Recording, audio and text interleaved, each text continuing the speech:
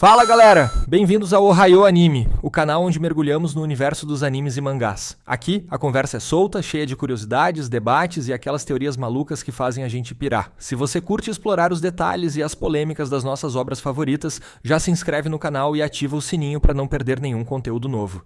Seu apoio ajuda muito o canal a crescer e trazermos mais vídeos como este.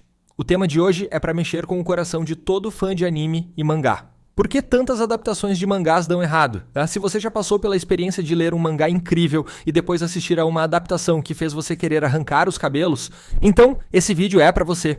Vamos falar sobre os desafios que tornam a transição do papel para a tela tão difícil. O que faz algumas séries se destacarem e outras serem esquecidas, ou pior, odiadas, por seus próprios fãs? Então se ajeita aí e vamos mergulhar nessa jornada juntos. Vamos começar pelo que talvez seja o fator mais crítico, o ritmo. No mangá, você tem total controle sobre a velocidade da leitura. Você decide quando virar a página, pausar para admirar uma cena de ação ou reler um diálogo que te pegou de surpresa. Mas no anime, quem controla o ritmo é o diretor, e esse simples fato muda toda a experiência. Agora deixa eu te lembrar de uma cena icônica que exemplifica isso perfeitamente.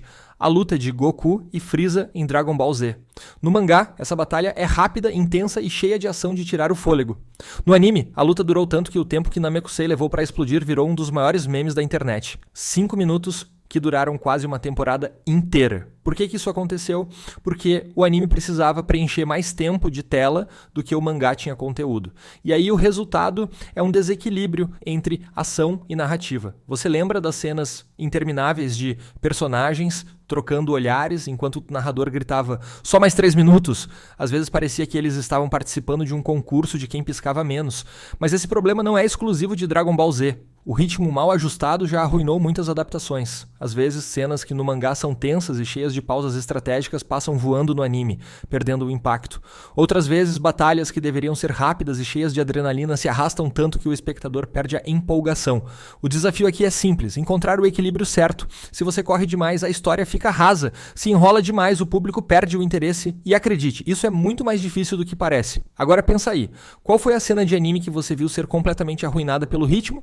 Deixa nos comentários, eu tô curioso para saber. Uma das coisas mais fascinantes sobre mangás é como eles conseguem criar a ilusão de movimento usando imagens estáticas. Pense em mestres como Akira Toriyama, o criador de Dragon Ball.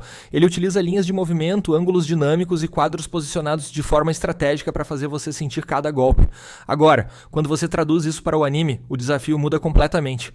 Em um mangá, sua imaginação completa o que falta. Você vê o impacto de um soco e visualiza a sequência mentalmente. No anime, essa ação precisa ser mostrada quadro a quadro, e se a direção, a coreografia e a fluidez não forem perfeitas, o que era visceral no papel pode parecer travado. Quando isso é bem feito, o resultado é pura mágica. Lembra da luta entre Levi e o Titã Bestial em Attack on Titan? Aquela cena é um exemplo perfeito de como um movimento bem coreografado pode transformar uma sequência em uma obra-prima de ação. Mas, quando é mal executado, você acaba com... o CGI de Berserk 2016. Agora, não me leve a mal. Eu entendo que o CGI tem seu lugar. Ele pode reduzir custos e acelerar a produção, mas precisa ser usado com cuidado. Quando o movimento não é fluido, você perde a conexão emocional com a cena. Já viu alguma luta onde os personagens parecem bonecos de marionete? Isso quebra totalmente a imersão. Você sabia que muitos animes reutilizam quadros inteiros para economizar? É por isso que algumas lutas parecem repetitivas. É uma tática comum, mas quando usada em excesso, fica óbvio demais e tira a atenção da cena. Agora pensa comigo, se você tivesse que animar uma luta épica, o que seria mais importante para você? A fluidez, a coreografia ou o impacto visual final? Deixa a sua opinião nos comentários. Quero saber como vocês enxergam isso. O dilema da narração interna. No mangá, balões de pensamento são um recurso maravilhoso. Eles permitem que você mergulhe na mente dos personagens, compreendendo suas motivações mais profundas. Mas como fazer isso funcionar no anime sem transformar tudo em uma ladainha interminável? Um exemplo brilhante é Death Note. As batalhas mentais entre Light e L foram magistralmente adaptadas para o anime, com narrações dramáticas e visuais dinâmicos que transformaram o simples ato de pensar em uma experiência eletrizante. Mas convenhamos, isso é uma exceção. Já viu aquele anime onde o protagonista explica todos os detalhes do plano dele, enquanto o inimigo fica parado, esperando educadamente? Pois é, nada quebra mais a imersão do que exposição demais. Às vezes, menos é mais. Equilibrar narração interna e ação visual é uma arte. Quando o anime consegue mostrar em vez de contar, o impacto é muito maior. Afinal, como dizem, uma imagem vale mais que 1000 palavras. Agora vamos falar sobre um aspecto que os mangás simplesmente não têm: som. E olha, a trilha sonora certa pode elevar um anime a níveis épicos. Pensa na música de Attack on Titan, aquelas faixas cheias de corais e orquestras que te fazem sentir o peso da destruição. A música não é só um detalhe, é o que te puxa para dentro da história.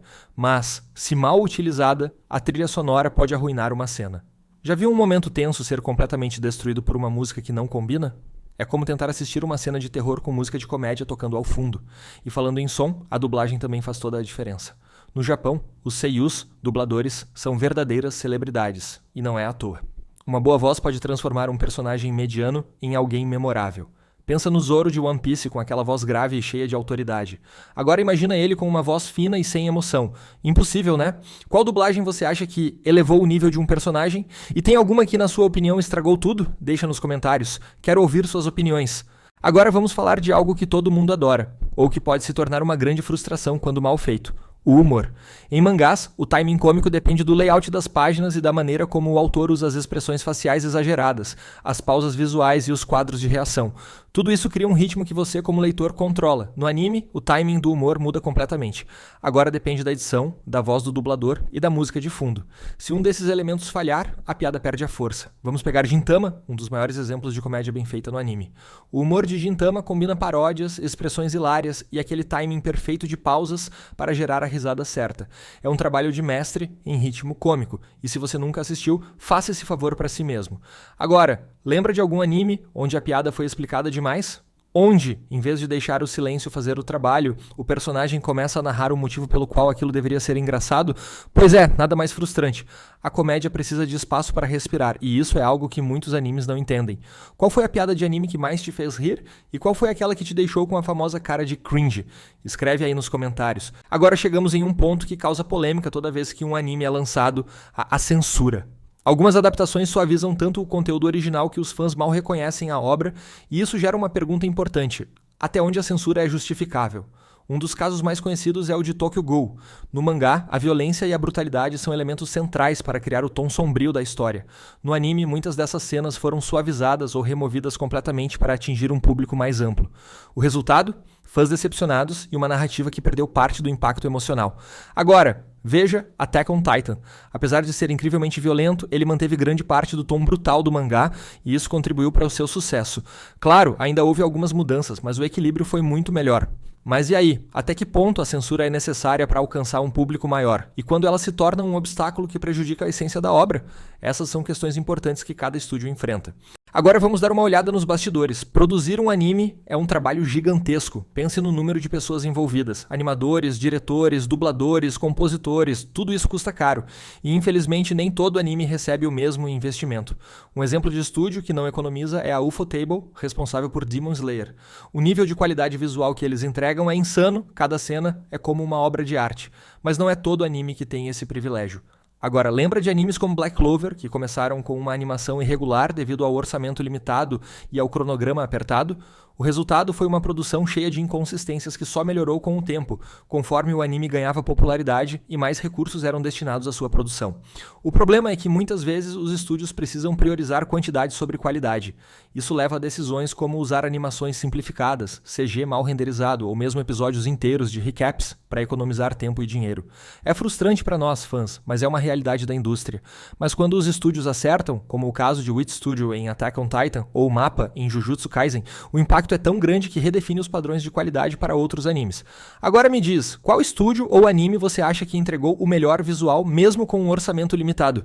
Quero saber suas opiniões e debater nos comentários. E aí, pessoal, depois de tudo isso, fica claro que adaptar um mangá para anime é uma tarefa complexa e cheia de desafios. Ritmo, movimento, narração, som, humor, censura, orçamento, cada decisão conta para transformar uma obra em um sucesso ou um fracasso. Mas é isso que torna o universo dos animes tão fascinante. Mesmo com as falhas, continuamos amando essas histórias e esperando ansiosamente pela próxima adaptação que vai nos surpreender. Então, se você é fã de anime ou mangá, lembre-se, sua paixão e seu apoio ajudam a moldar essa indústria. Continue discutindo, compartilhando suas opiniões e mostrando o quanto essas histórias significam para você. E claro, se você gostou desse vídeo, não esqueça de curtir, se inscrever no canal e ativar o sininho. Isso faz toda a diferença e nos motiva a trazer mais conteúdos como este. Nos vemos no próximo vídeo, galera. Até lá, continue mergulhando fundo nesse universo incrível dos animes e mangás.